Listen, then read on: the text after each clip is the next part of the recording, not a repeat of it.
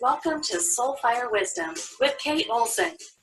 As an evolving spirit and change adventure navigator, it is Kate's mission to empower and guide you on your path and inspire your truest passions. She will encourage you to share your gifts, speak your truth, and ignite your inner wisdom and purpose. She hopes to do so with a little humor and grace and her own soulfire passion.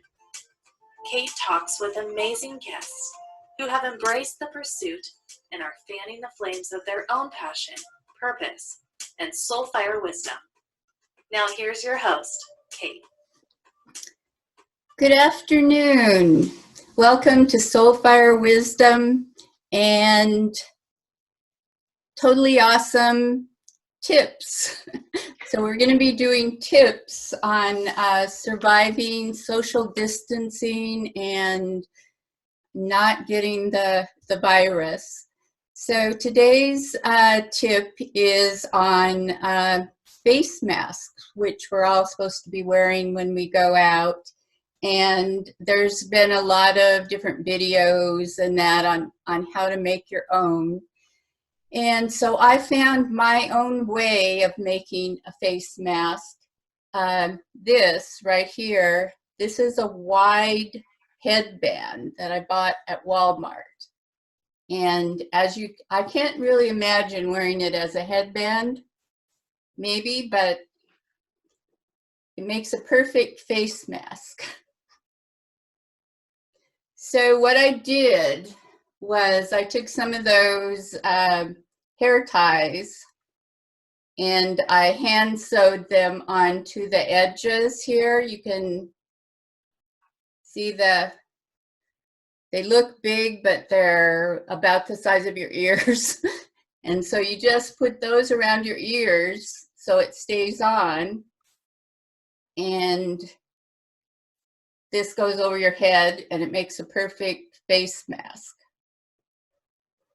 So these are like the scrunchies, hair ties that I used. So an easy face mask if you need to go out, and it's probably a pretty good idea to wear them when we go to the supermarket or other places out in public. So the other thing that I've been hearing from people is that the biggest issue that they're facing is mindset, keeping their mindset positive and not worrying. I've talked to several people who, didn't really realize how much they'd been worrying until, like my sister started getting a backache because she was holding so much tension in her shoulders. And then someone else, they didn't think they were worrying a whole lot until one afternoon, a few afternoons ago, they just burst out crying for no reason. So those things come from holding too much tension and stress in without letting it out. So what I'm recommending on that is every morning when you get up, do some stretching, and at the same time as you're doing that stretching, kind of do a body check and, check and see if you're holding a lot of tension in your shoulders and flex them. And at the same time, work on that positive mindset, on being in the moment. If you find that you are worrying, most likely you're worrying about something that has not happened, that you are imagining might happen. So switch that. Imagine that is not going to happen.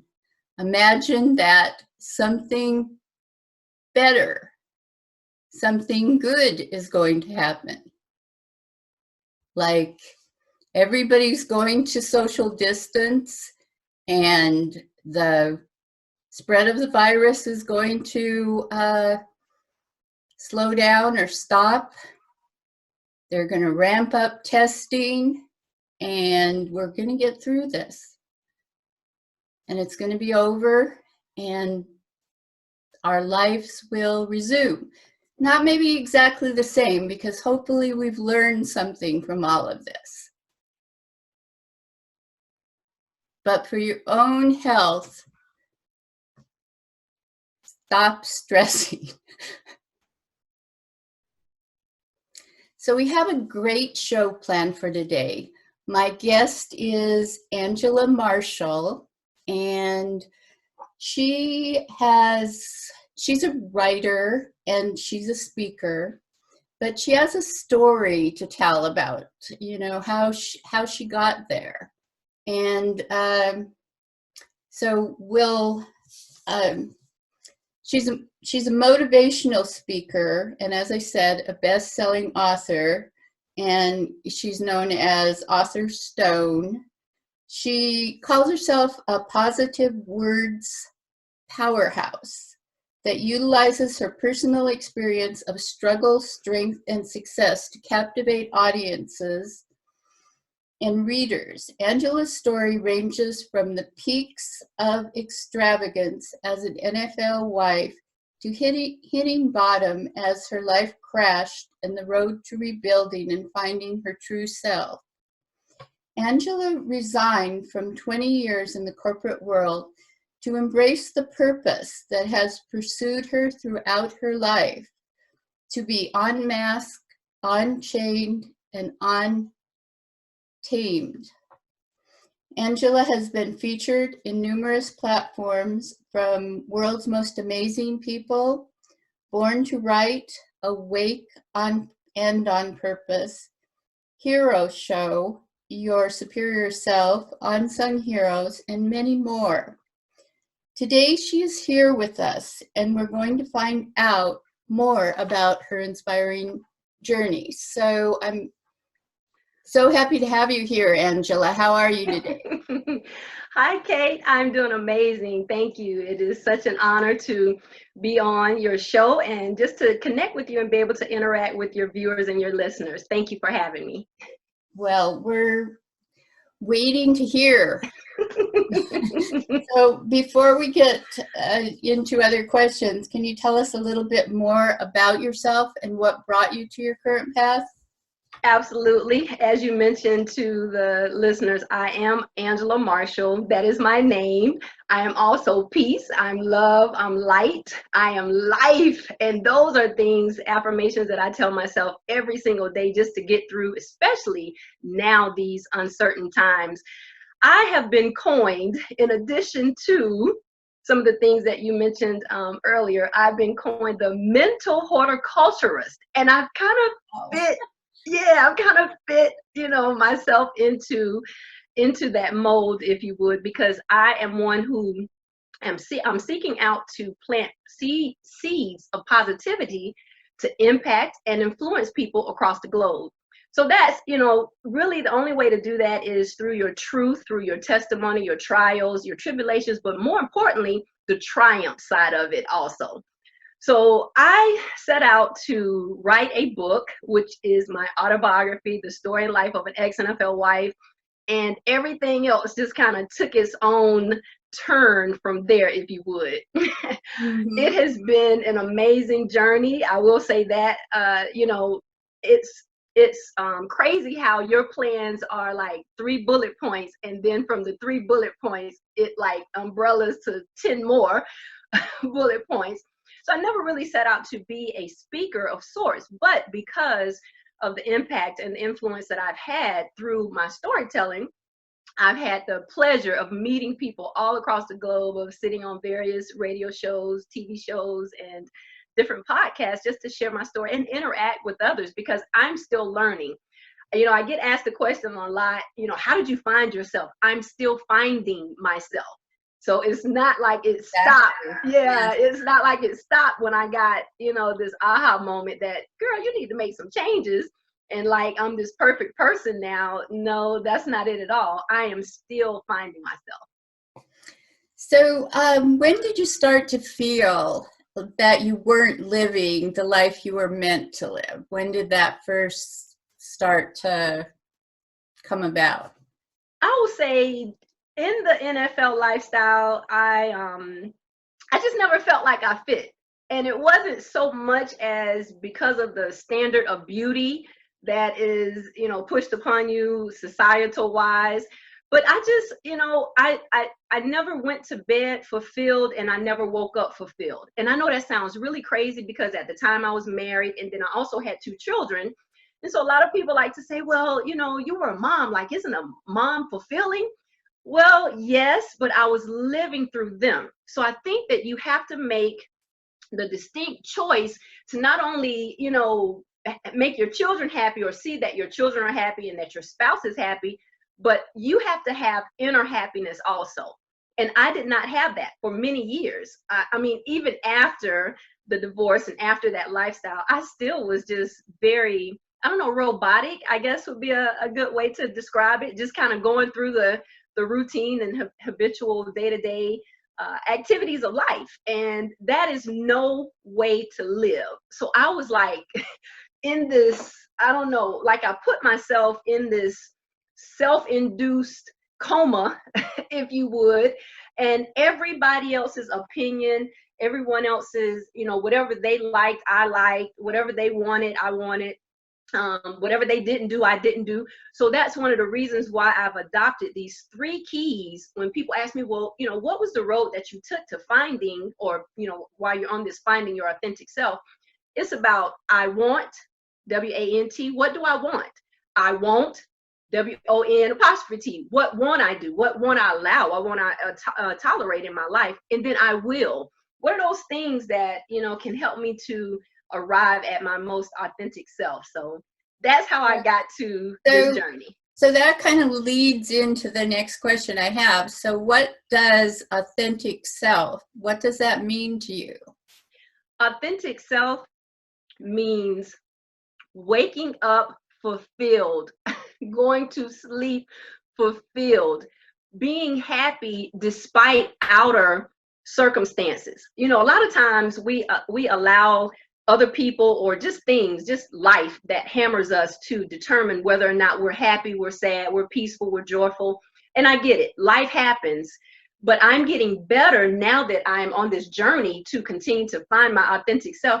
I'm getting better at just, internalizing and processing those things to where it doesn't really affect how I feel on the inside. And it makes a world of difference. So for me, being my authentic self just means if I really and truly like the color purple, it doesn't matter if no one else likes the color purple on me. I'm going to continue to wear the color purple. It even crosses from what I'm finding now is I have such a strong backbone that with political party views or whatever it may be, whatever I'm for, whatever I'm against. And see, when you're not your authentic self, you tend to want to shy away, or I guess cower away from being able to speak out about certain things. And it's not like I'm trying to be this militant or this rebel. That's not it. It's just that I like what I like and I do what I do, and I have values and morals and things that work for me as a person or for my family. And those are the things that I stand on. Yes, I think sometimes, like for me, I know that I was myself when I was a child. Mm-hmm. And to re-find myself, I had to go back and remember who that person was. So okay, we all do that. We all do that. We take that detour from childlike because our parents and other people, friends, peers kind of beat, what we truly want to be or what we truly like out of us. So you're absolutely correct. So what is your idea of how someone loses themselves? How does that happen? I think the majority of it comes from the person or people or things that impact and influence you the most. So that's why this mission that I'm on to positively impact and influence people, because I know words and things have a tendency, or images have a tendency to frame how we think, how we interact, how we behave. And I know for me, when I started losing myself, it was probably right around middle school.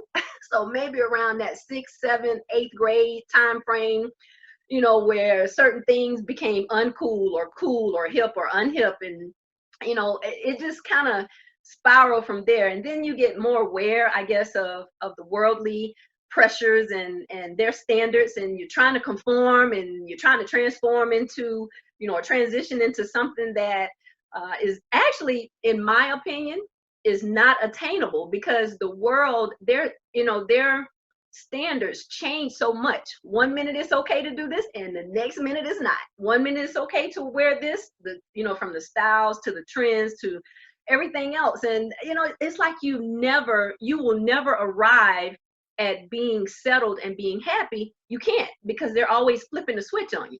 Well, you won't arrive there until you do decide to be who you are. Absolutely. Exactly. Yes. Absolutely. So how did you find your authentic self? What process did that take, or, you know? I will say, once I wrote, published my book, put it out there, started, you know, speaking about my life, there were just a lot of things that I started unraveling, or I guess, as you mentioned earlier, being unmasked and unchained, because it's like being in bondage somewhat. But the worst bondage actually is not just that of the world, is what's in between your own, you know, in between your own ears and in your mind. And I really had a lot of inner work, and I'm still doing a lot of inner work just to help me with that.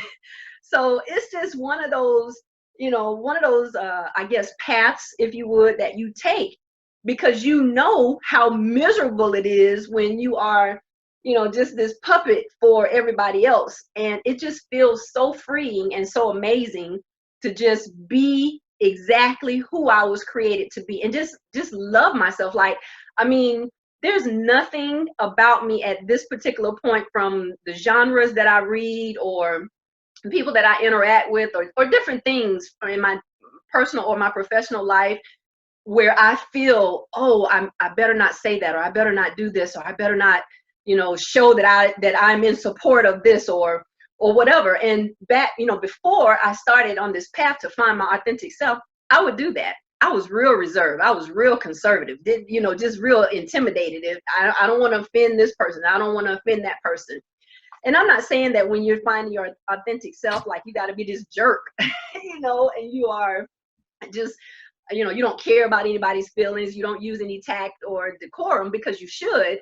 However, what I like for me is for me. And I just make that known, you know, on this finding my authentic self journey. Yeah, it doesn't take away from anybody else No. to be you. So, when did your passion for writing begin, and why didn't you pursue it sooner? Well, I have always been a writer, even as a young child. And so that's why it's funny when you mention that about going back to your childlike self. I love to write, even then I love to tell stories. I was like this self-proclaimed drama queen. So I've always been very, very good at writing. And, journaling is a passion of mine. I still do that to this day, as far as writing my thoughts. And you know, it kind of keeps me, I guess it's therapeutic, and it keeps me at bay also, because, you know, some things I may not want to speak verbally. I just want to write about it, and then, you know, just let it go away, just to kind of get it out of my mind, and maybe through the pen on the paper. Mm-hmm. But yeah, it's being a writer is something that helps me to release a lot of things. Now, mainly my genre of writing is nonfiction, so everything that I've ever published is either about my life or is actual life lessons that I've gone through. But I can write fiction too. I'm pretty good with the words. Okay, so being an NFL wife, or the wife of someone high profile who makes a lot of money, is a dream for a lot of young women. Is there anything you'd want to say to those ladies? I would tell them, yes, it is a dream, and it was a Cinderella dream. It was not bad. That's not why I started the platform, The Story and Life of an Ex-NFL Wife, at all. I will say though that don't allow his shadows to overcome or overshadow who you are as an individual and what you are. And it's real easy to do that, because no one really talks to you.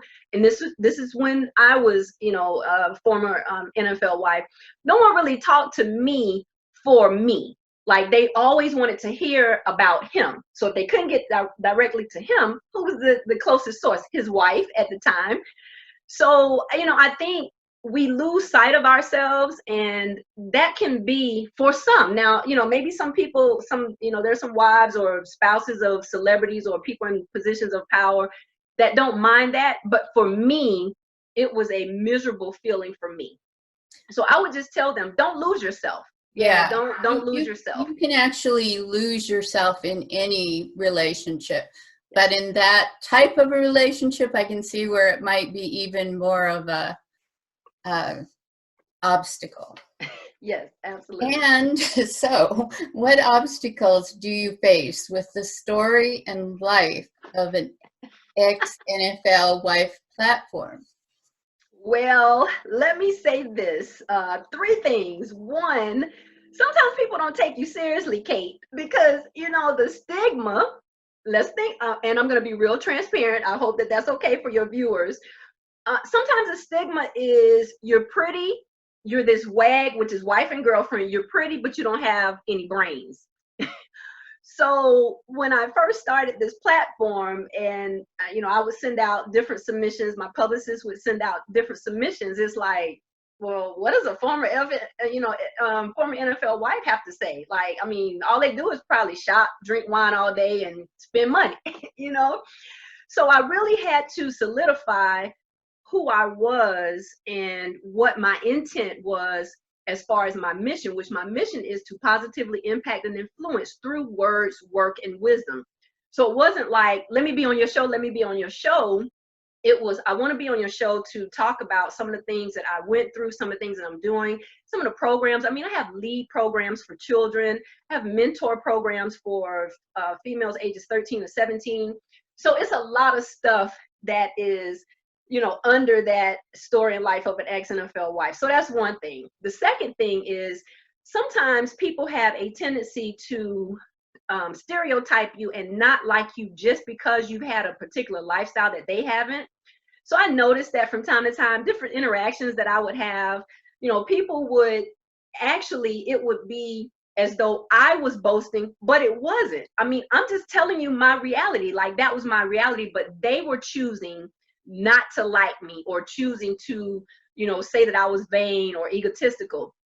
So that's building relationships or friendships or partnerships. Sometimes that can be a little touchy. And then the third thing is dating after being a former NFL wife. Whoo-hoo, that's a topic that would probably take us about 3 hours to talk about. Because again, just dating could do that. Yes, just dating. You're right about that. But even still, just coming from that level, and then, just how people think. They're regular people. They're regular guys, just like everyone else. But, I guess to some, it's, something that's elite and that's different. And I've just encountered, I've encountered some really, really sticky situations when it came to that. So, those are the three obstacles that I face with this particular platform. So, what was the greatest face yourself moment that you encountered? That would be when I had to sit down with my then 9-year-old daughter and 11-year-old son and talk about their mom and dad was going to be divorced.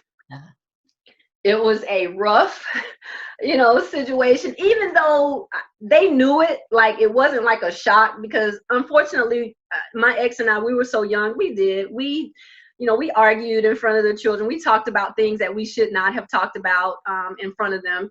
So they knew that we did not have a happy home.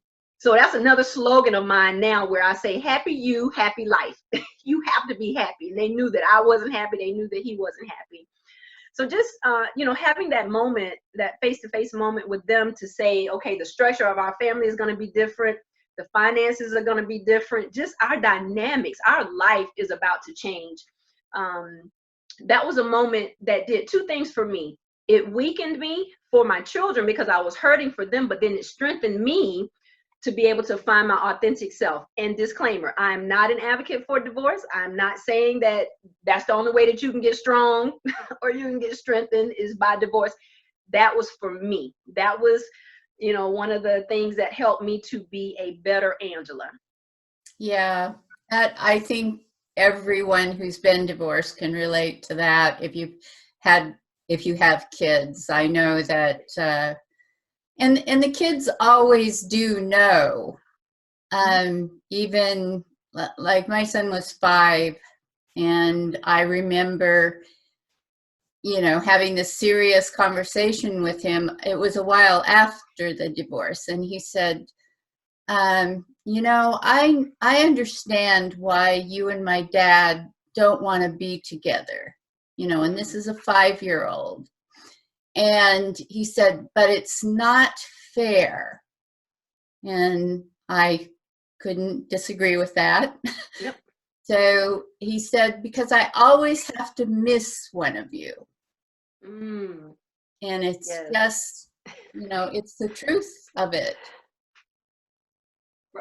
That's but coming from a 5-year-old, it breaks your heart. It does. So I know we don't always know the value of our story until we've lived it and look back.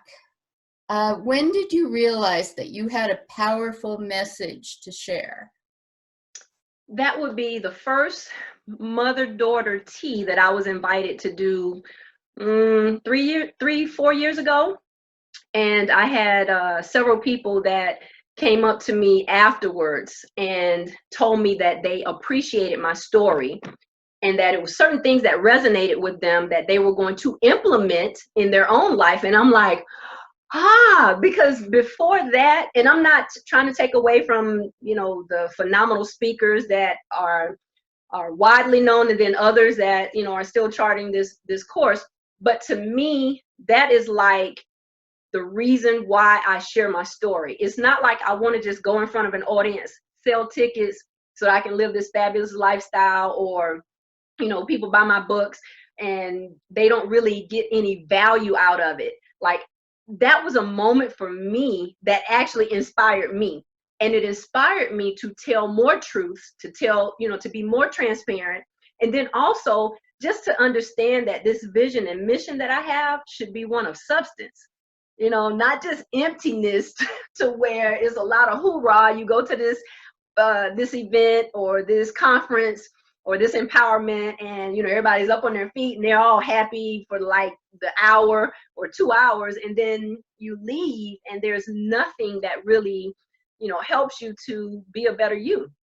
So I realized that at that particular mother-daughter tea, because like I said, I never set out to really be a speaker or to really talk. I wanted to just write books and just kind of fade to black. But after doing that and then receiving that information and then starting to get more emails and more, inbox messages and different stuff from people hearing my story on different platforms, it was just an amazing feeling. Yes. So, who inspires you? Who do you, look to for guidance or inspiration? I will say two types of people, should I say, inspire me. My links, and I am so in awe of everyone that is on my team, that supports me, that sacrifices for me, that makes what I do possible because of their sacrificing. They inspire me. Like, even when I feel like I want to give up, I'm like, I can't. Like, it's not just about me being in too deep. They're really in too deep because they're the ones that, are helping me and propelling me and pushing me and pulling me to the next level, the next phase, the next stage in my life every single day. And then the second type of person that inspires me now are those that live vicariously through themselves. That's another message that I try to put out there to people because, of course, the societal norm is, I'm going to live vicariously through you. I'm going to live through someone else's eyes and all of that. But the people that dare to be themselves despite societal pressures and norms, I resonate so much with them. And I just love hearing their stories of how they've come out, so to speak, to be exactly who they are and how they're just living life and they're loving life. One of the things that I joke about seriously, but I still, it's a joke people know me for, is I say, I love life and life loves me. So people that love life and life loves them, I'm inspired. I'm definitely inspired by all of them. So you don't have a name of somebody? Like for me, Malala Yousafzai, she inspires me. I mean, her message is amazing. And for, I'm not even sure how old she is now, 19 or 20. Wow. Okay. So, yeah, well, I have many that I've met, prior to this journey and then along the way. And it's just, I take a piece of everyone with me, put it that way. I just take a little piece of everyone with me. okay. So what do you want to tell your future self? I want to tell my future self, thank you so much for being patient with me. Thank you for being patient with me. Thank you for not giving up. You made it. That's what I would tell my future self, because I tend to be a handful. I tend to be, very stubborn at times and strong-willed. And, it kind of is a blessing and a burden because, when you need to pull the mule, sometimes it's like it's difficult to go in this particular direction. And then other times I'm a little less or I'm a little more free and a little more receptive to the things that I need to be doing. So that's what that's my answer for Okay, that. that's good. So what do you want to leave to the world? What do you want your legacy to be? I want to leave a legacy of helping people get to the point of living vicariously through themselves. That's so important. It really is. And I will say this, especially now during the the pandemic that we're going through in the world, the crisis that the world is in, a lot of people are seeing that some of the things that they thought they needed or made them, it actually doesn't. I've seen a lot of posts or a lot of comments about, people aren't really taking selfies now because they can't get their hair done or their nails done or their this or that. And all of the superficial stuff that people try to say that makes them them. So, I want to leave a legacy of living vicariously through yourself, because it doesn't matter whether you're wearing Prada or Nada. You're amazing. You're fabulous. Whether you are enhanced or not, you're amazing. And I just want people to really, really get that down in their soul and light a fire and understand that wisdom so that they can be their best self.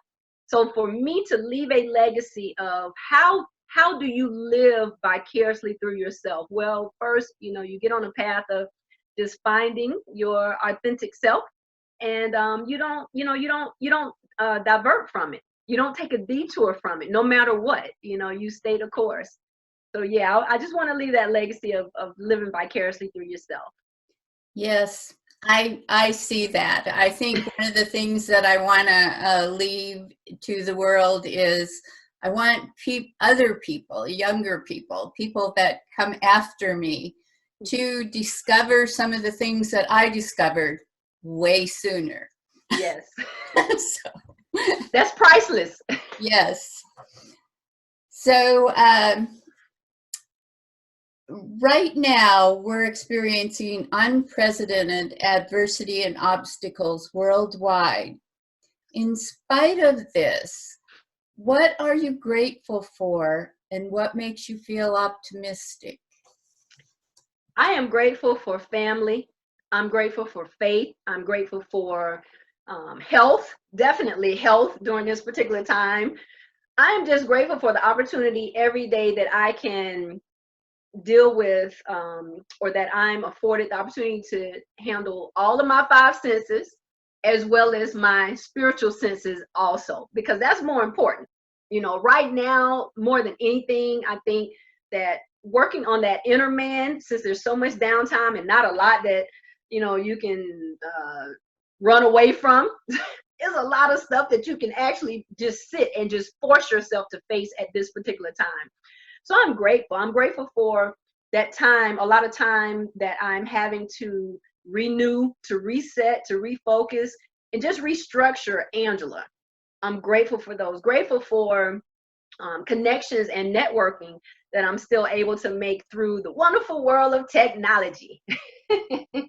Definitely grateful for that. I am optimistic that when all of this has been resolved in a very, very healthy manner to where we can go back to whatever the normalcy is going to be, I'm optimistic that everything is going to be added twofold.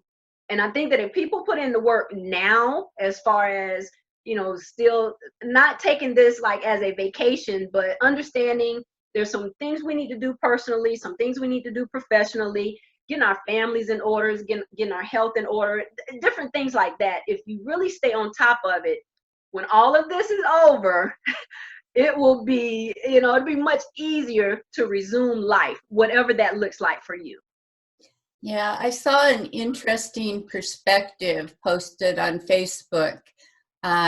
Someone posted a meme that said, it's like Mother Earth send everybody to their rooms to think about what we've done. Right. So I'm hoping that, you know, a better world or a better way of treating our world and all of the people in it comes out of this. Well, if you think about it, timeouts are necessary. Timeouts are necessary. So I think that's a wonderful meme that you happened on, and definitely whoever shared it, it is it should resonate with all of us, because this is a time really to just sit back and, you know, think about either our actions or inactions, because both of those make a difference, you know. Yeah. So we're almost out of time. Okay. If you could leave the listeners with one takeaway from today's show, what would you want that to be? I would tell them, on this journey for finding your authentic self, you will have to unlayer, you will have to unmask, you will have to unchain, and you will have to untame yourself, because you're the only one that can repair, that can fix, and that can control you. So just make sure that you are, you know, taking care of that inner self, that outer self, and just doing everything within your power for you to be happy. You know, whatever that journey looks like. And to me, even though there are other speakers, there's other writers, there's other show hosts and different ones, there's still no one like you, and there's no one like me. I think our life lessons and our experiences, you know, that's definitely what shapes us. So please, you know, with everything that's in me, I am an advocate definitely for doing that inner work. You must do it. Yes, and I think that's a great message. And, you know, if you think about it, you are the only one you get or have to work on. So, you know, you Yep. might as well do it. And it's tough too, because if you think about it, we are positioned sometimes, I think, because we can control our children and we control certain things, and we think that that's the, We think yeah, we can control our that's it. And so we get this entitlement or this superiority feeling that, you know, it's going to always be that way. No, it's not. You know, even with my 2 adult children and grandchildren and different things, you can take the pandemic that we're facing now. That's out of our control. It happened, you know, so it's all in how you respond to it and how you react to it. Yes, exactly. So thank you so much for being here today and sharing your message. I think it's a really important one. And so I'm glad you could be here today and share it with us. Thank you so much for having me. I appreciate it. And I am truly humbled and honored for Soul, Fire, and Wisdom. And it speaks each word, which is another reason why I was so excited to, you know, receive your email and for us to connect and everything, because each word is so necessary. Soul, doing work on your soul fire, lighting that fire, you know, up under yourself to get things done in life. And then wisdom, because that's one of the things that I pray for and that I seek every single day is wisdom. Age means nothing without wisdom. Yes, exactly. Well, Angela actually contacted me when I was doing the Embrace Change with Kate show, and I was just I was taking a break from it and planning on coming back with the new show. But I knew that her message was important, so I kept all her material, and so that's how she got here to Soul, Fire, Wisdom, and I'm really glad that we were able to connect. So yes, thank you. So I'd like to thank the listeners too for being here today, and we have another great show planned for next week, and that will be. What do you treasure? And I'll be talking with Barbara Krause, and she calls herself a storyographer. And we'll be talking about her second book that she's written, which is a compilation of short stories from different people that she has collected together on what they treasure. It's called Forever Treasures.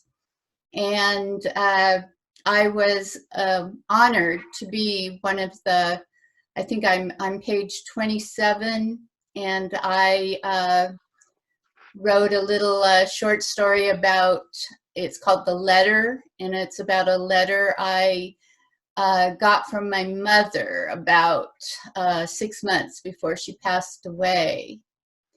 And so sometimes the things that we treasure are not tangible. And so we'll talk to Barbara about her book and why she wrote it and what she discovered in the process of writing it. So in the meantime, you can go to the radio website for more info about guests or upcoming shows, and also links to the Embrace Change website, where I still have featured podcasts every week from that, the 91 podcasts that I did for that show, and also the Soul Talks, which are conversations with different people about either interesting or difficult topics. So that's soulfirewisdom.com or embracechangeradio.com. No, not Soulfire Wisdom. That's my life coaching website. It's soulfireradio.com or embracechangeradio.com. So I have a thought for you to carry with you through your week, and that is, when you are in alignment with your authentic self, nothing is impossible. And that was said by Giulio Consiglio. So I think it's a wise thought to consider and carry with you through your week. So I'm just going to say bye for now, and bye to Angela. And we'll see you next week, 3 p.m. Pacific time. Thank you for listening to Soul Fire Wisdom with Kate Olson. We hope you enjoyed the show. If we made you laugh, brightened your day, or sparked a new thought, we have succeeded in our mission. Join us next time when we'll share more secrets and truths and all the magic of transformation that is the journey to Soul Fire Wisdom. Always remember, be fierce in the pursuit of what sets your soul on fire.